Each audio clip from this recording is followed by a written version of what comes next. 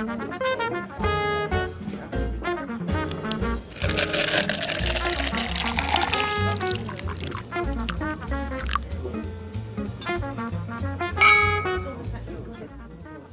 the Cosgun Lab and the Bioengineering Media Lab at Georgia Tech, welcome to Lab Coat Conversations, where you too can join the discussion on the next academic breakthroughs. Join your host, Hector Torres, as we talk to Georgia Tech researchers. In this episode, please welcome Dr. Keilholz. All right, so we are here with Dr. Keilholz, who is the head of the Mind Lab at Georgia Tech. They primarily focus on functional connectivity mapping, specifically in terms of correlations in blood oxygen and MRI signals. So Dr. Keilholz, is that mostly correct? Oh yeah, absolutely. You nailed it.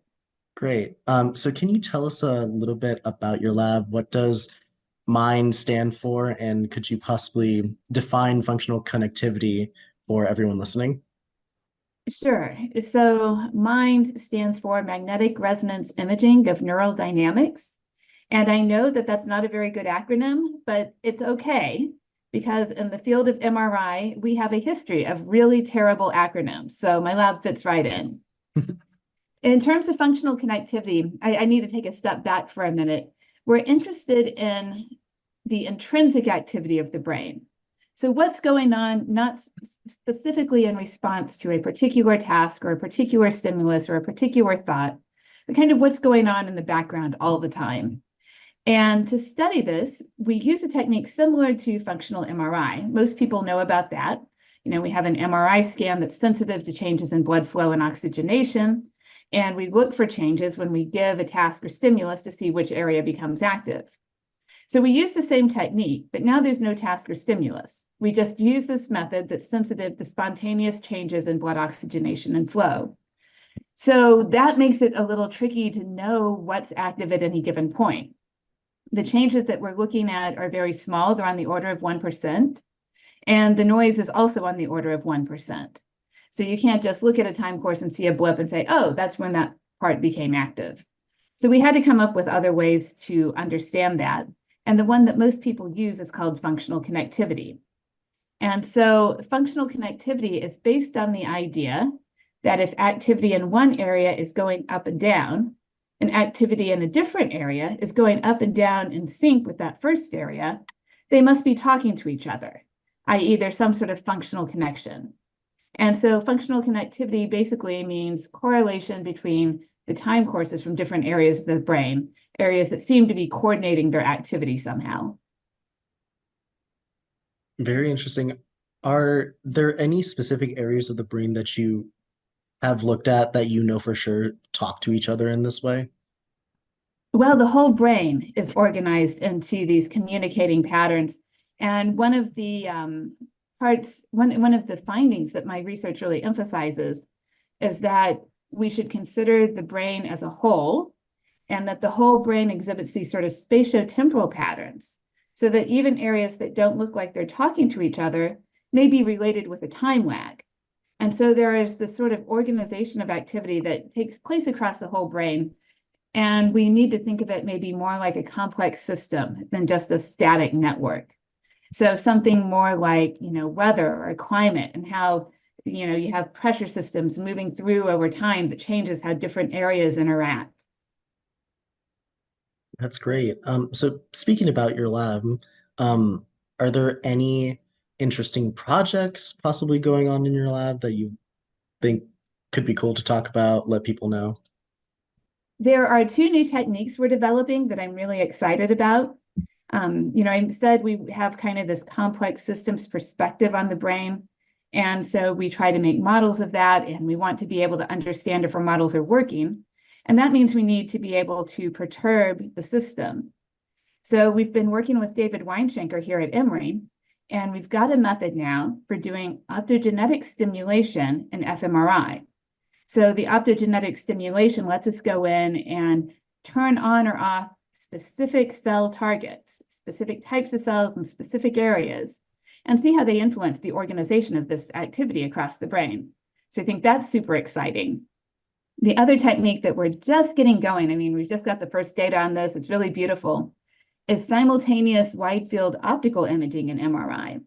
So I mentioned that when we do something like fMRI, we're looking at changes in blood flow and oxygenation. So it's not directly telling us about neural activity, and there's some sorts of filtering going on.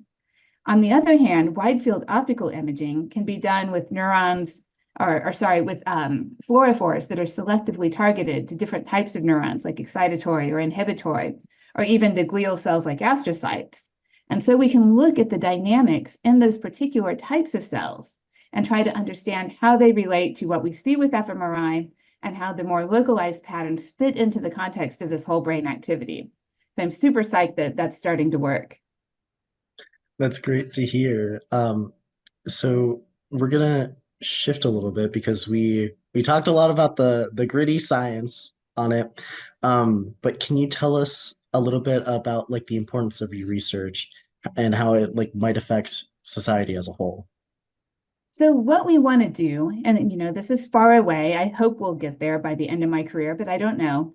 We want to be able to make an individualized model of each person's brain so that we can take an MR scan, look at the structural connections in the brain, look at the dynamics of the functional activity, parameterize a model, and then say, okay, if I'm depressed, where, when, and how do I need to stimulate to return my brain to a state that's not depressed?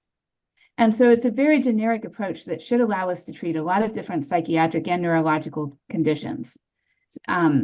Aside from that, understanding how the brain works, I think is important for other fields as well. Certainly, I think AI has a lot to learn. The more we learn about how the brain is organized, the more we know about how to replicate it, how to use that in building some of these sophisticated tools that we have. Yeah, that's great. So it's actually interesting to hear because I was recently informed that the brain itself is actually unique to each individual, right? It's not the same across the board. So that's quite interesting. Yeah, it's a challenge, but it's also really fascinating. Yeah, for sure, especially to like specialize them. Um, in terms of other fields and such, do you know of any ways that you might have impacted them in any way? Yeah, interestingly, we collaborate with a computer scientist, Konstantin Devralis, and some of the work that was done in conjunction with his lab, trying to understand these brain networks, has actually been translated to climate science. On the other hand, a recent postdoc in my lab actually stole a technique from climate science, and we're now using it in the brain. So I think in terms of the complex systems perspective, there's a lot of this sort of cross-pollination that goes on. So you also mentioned models, like you're working with models a lot. Are these physical models, computational models?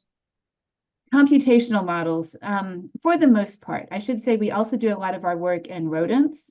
So you could think of the rodents as being, kind of a model for the human brain, a simplified model where we can go in and do these perturbations. But for the most part, I mean computational models. I think that's what we would like to be able to make for each individual person, to understand how individual brains work and how to either enhance function or restore them to health, whatever is needed.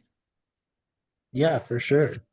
So we're almost at the end, so we're gonna wrap up with a couple of questions.